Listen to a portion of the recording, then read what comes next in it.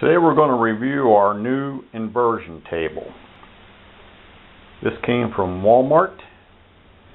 It is the Best Choice brand Inversion Table Pro Deluxe Fitness and Chiropractic Table. First tool we're going to need is a pair of scissors. This was originally priced at $199.95. It was on sale at Walmart for $104.95, free shipping, and because it came from Best Choice and not Walmart, they don't have bricks and mortar in my state, so I didn't pay any sales tax. My total price shipped to the house was $104.95. I selected this model because of the reviews on Walmart.com. They were overwhelmingly positive. Since we had our motorcycle accident, my wife and I both have back issues, and we hope this helps to resolve that. I ordered it on the 21st of April 2016. They shipped it on the 22nd. It arrived at my house on the 23rd before noon. So it was 2 days total elapsed time between when I pressed go on the order and it arrived at my door, which is phenomenal. Shipped from Indiana, the state of Indiana. The company is based in Ontario, Canada.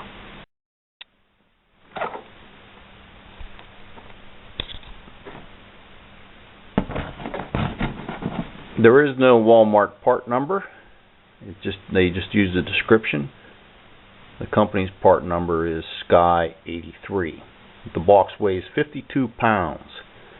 So if you're having back issues, and you probably are, you won't be ordering one of these, you may need help getting it into your house. Now we're going to see what's in the box.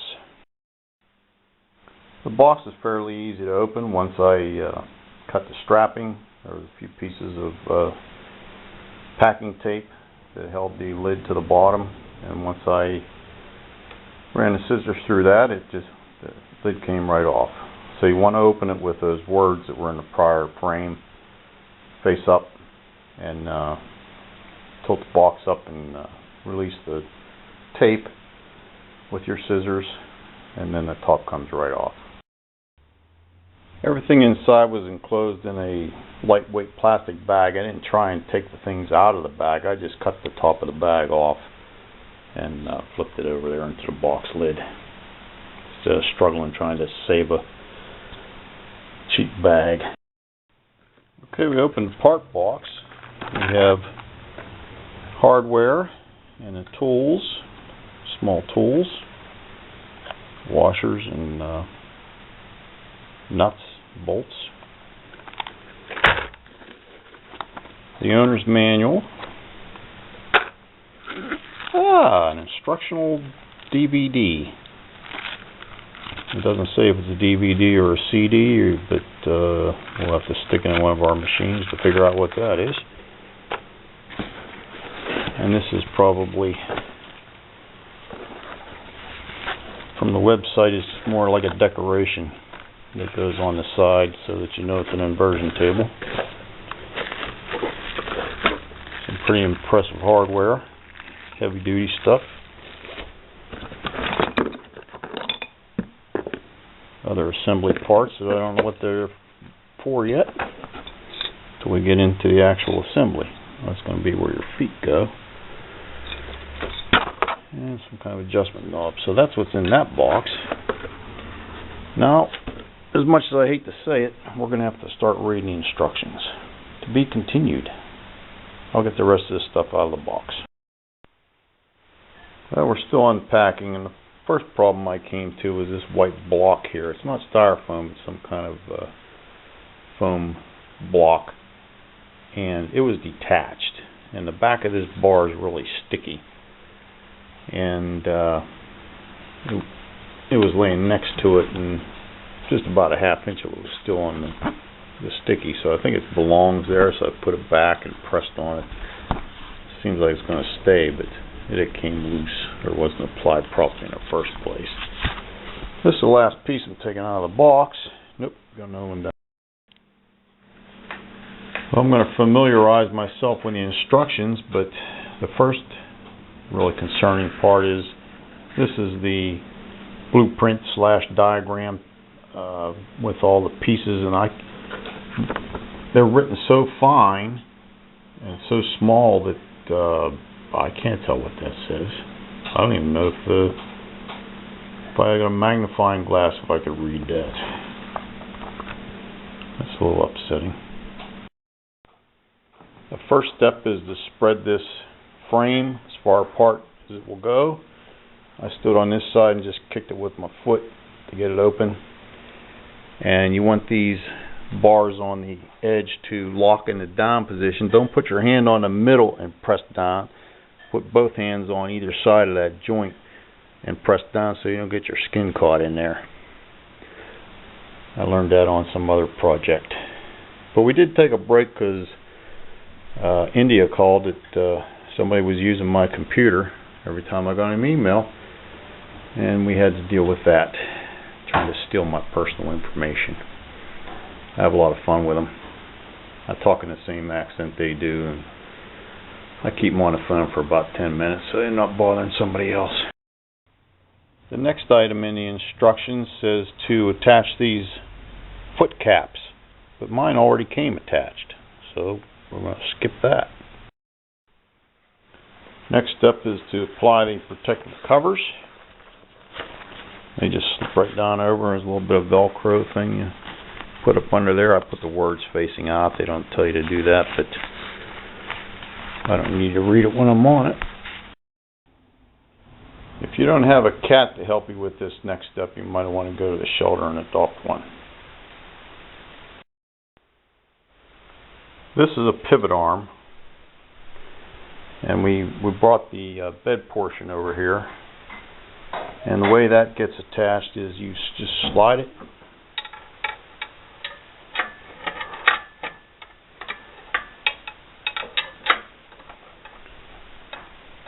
out through the back like that.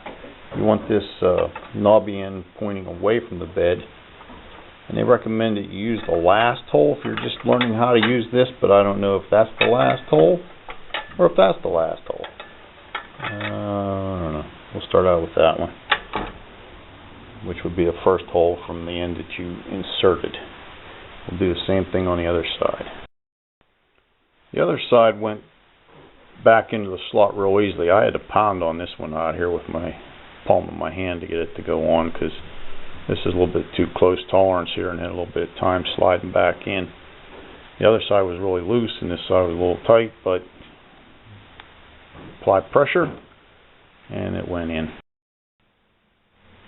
I just rotated this frame so that this long piece here matches up with the diagram, because I had it backwards. No, I could have walked to the other side, but I don't have enough room over there with all the crap on the floor. So I rotated my frame so when you're looking at the frame, this black cap is coming from the left, and that way I can match up what's in the instructions a lot easier for placing the bed on, which I'm going to do next. I have the bed out flat, or up like this, and just lowered those down so that those pivot arms, the slot on the end of that bushing, or whatever it is, goes down in the slot there and over here. And now it swings freely in the slots. This next stage of the assembly, which involves rod 9, which looks to be this one, I'm going to do inside the box because we've got to get our loose parts out, and I don't want them rolling down in the carpet or getting away from me, so we're going to do it right inside this nice box. Now this is the first true stumbling block. In the diagram here they show this in 3 pieces, 5 pieces actually, and disassembled, and I'm supposed to put this pipe through a big hole here like that, and then put the other end on, but it's already on, so I got to study that for a while. And what I did was grab it from the inside and pull it straight off like that, because this is tin on here is a little bit springy. So I put my fingers back here and I just dragged it off the pipe. And now I can continue with the instructions as intended. Okay, I slid this through that large hole there. Now I'm going to put this back over the pipe. We're trying to resolve this. This is not supposed to spin in here. There's a hole in the pipe and a hole in the frame. And the instructions say number 11 is a 6x47 hex head. I don't have one in this. So I have a 6x45. I got an 8x35. So I'm just trying to figure out what bolt keeps. See this hole here? This hole lines up with a hole in the frame. I got to put a bolt through it to keep it from spinning, and I haven't found the right one yet. Maybe I'll just pick one. I decided to use the 6x45L screw, 2 washers, and a nut from inside that black cap that was on the card. I've been cutting up my card as I go. And I'm going to put it down through that hole. It fits. It's long enough with a washer on each side. Don't do what I did and put the screw head on this side and the nut on the other. Make sure the nut's over here next to this spring knob, because you can't get a screwdriver on it, but you can get a wrench on it. So you want to come in from the other side with your screw, a Phillips head screw, and the nut on this side, which I'm now going to reverse. I couldn't figure out how to use their handleless screwdriver, flat on one end, Phillips on the other, so I went and got my own with a handle on it. Now we're going to finish installing that screw through the heel rests. Next they show you putting this piece on, but does it go like this or does it go like that? Can't really tell from the picture, so I'll let you know whenever I figure it out. Lay this piece down flat and have this square part pointing right at your face. Then when you pick it up, slide it on like that. That's the only way it makes sense to me. That gets attached with the 2 biggest bolts in this bottom pack here. The M8x50s. The other 2 are M8x35, so it's 2 longer ones. We're going to use these washers that are in this pack here. One next to the head, one next to the nut. The important thing to remember when you're putting these nuts on the bolts is that there's a feature where these are self-locking. There's a rubber grommet inside there, or a piece of plastic, that helps the nut from coming loose once it's tightened. And the other side doesn't have it. The shiny side gets applied first, so that the plastic is always facing away from the bolt head, so when you tighten it down it will stay in place. If you put it on backwards, you'll have trouble getting the nut started and drive yourself crazy. And it's a little bit narrower at the top, that feature, so start with a fat end towards it, leave the plastic to the outside, and that'll make a good tight fit. Now we're going to take this footrest, put it down in that square that has that pull-out knob on it, put it the whole way down through with the holes facing the knob. 2 different places they referred to this as a hex head bolt. It's actually a Phillips head screw that we decided using on the earlier first part we screwed in. And this is going to be very important, because down in there is a spring. That's that shiny thing in the middle. And somehow or another we're going to attach that to this bolt when I get halfway through here. Probably using that hooky thing over there that is included, but I haven't got that far in the instructions yet. Make sure you put the washer on that bolt first, and then you grab the spring with the hook. It comes up relatively easily, and then pass it the whole way through, put another washer and a nut on, and that'll hold that spring in place. It wasn't difficult at all. Okay, that bolts in and the spring's attached. On to the next page. Oh, we forgot a step. That nice little black cap that the nuts and washers were sitting on goes on top of here. And make sure you have the hollow ends facing the bolt length. That should push right on. There it goes. Now we're back over to bed because it's time to insert the boom, which we were just working on, into this square by pulling this knob the whole way out to the right and lowering the boom down into that slot with the numbers facing up.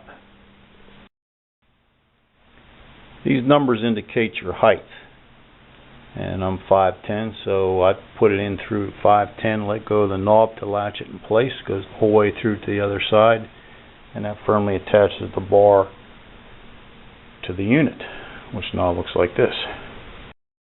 And now it's time to attach the side arms. The side arms get attached here and down here.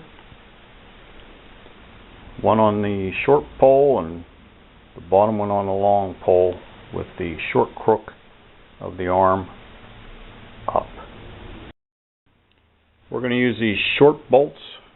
They're 20 long in the top hole on this slender piece. The instructions say they're 22 long, and they're not, so that's an anomaly. Don't look for 22s, you don't have any. They're 20s, but they're going to go on the short thin part, and then the longer ones will go in the pipe down here. It would be easy to bolt your cover down behind here, but you lift it up out of the way so you get a good clean metal on metal attachment back here.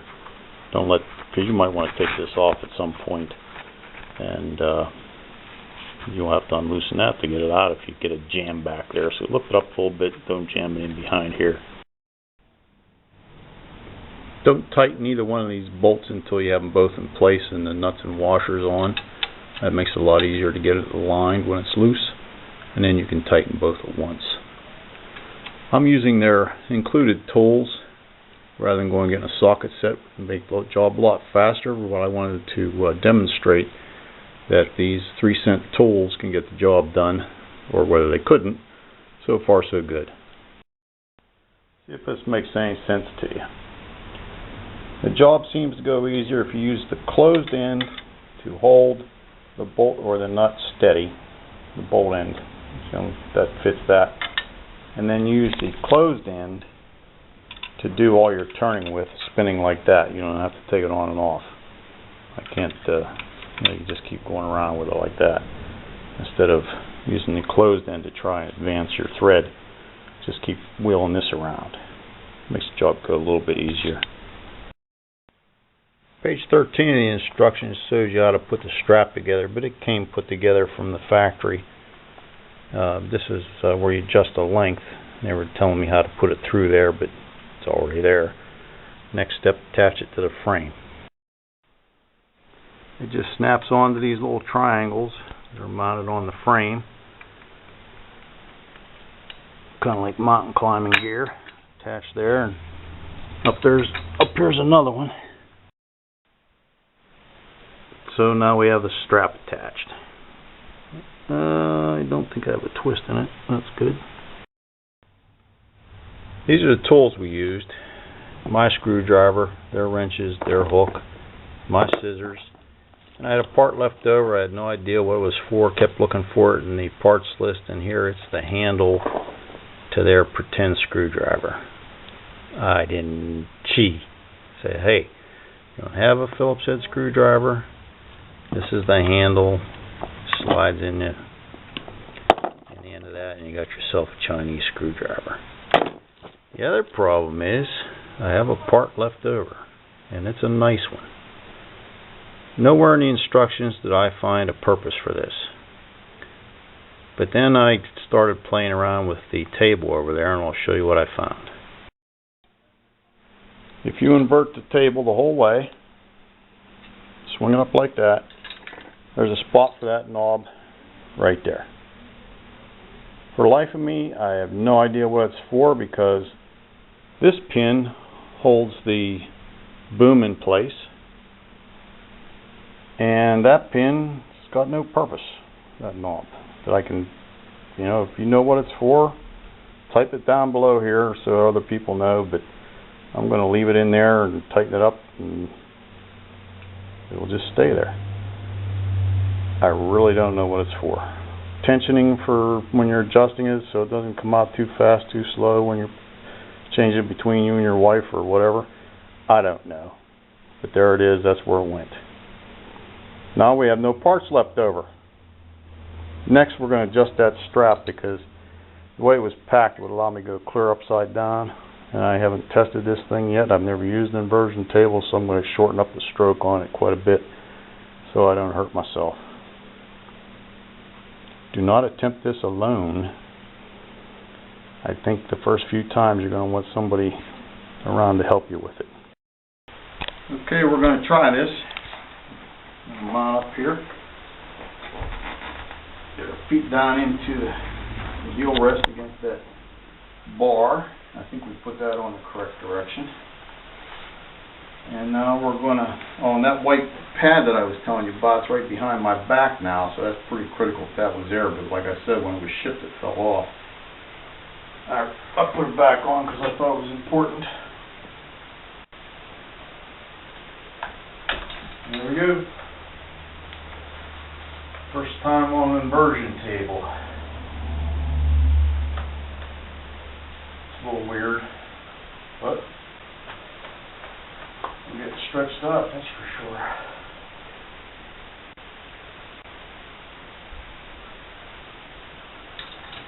And it's not too hard to get myself back up. This is your unconscious mechanic with an inversion table assembly in review for $104.95. I like it. Thanks. How do you sell that? To sum up, take everything out of your pockets before you turn upside down. And although I've only used it for about 3 minutes, I found it very simple to use. I found the quality of the construction to be satisfactory. I think it'll last as long as I do. I've probably only got about 10 years left in me, so should be good for that. And although the instructions and the tools didn't match up and the bolt lengths didn't match up exactly as stated, we figured it out. You print up 100,000 instruction books and change something and they keep shipping us old instructions. They had different tools listed and stuff, but I got to give this an A. Gets an A+ if it helps my back. But as far as the price, how it was shipped, the way it arrived in 2 days from the time I pulled the trigger to my porch, it was 48 hours, almost exactly. And the ease of assembly, I used those tools that were included, so you don't need to run out to the garage for your socket set. If you don't own one, you're good to go. It all went together fairly easily. The only mistake I made was not realizing that that black piece of plastic was the handle to their screwdriver. I didn't know. So, if you need one of these, I don't see anything, any deal breakers here. I kind of like it. Thanks for watching my videos. There's 140 other ones out there. Everything from lawn carts to Steeler games to lawn mowers, weed whackers, collecting antique glass. There's some of my antique glass. Most of it's pre-1920. Got plates over there and knickknacks over there. Even some French chocolate liqueur bottles from pre-1920.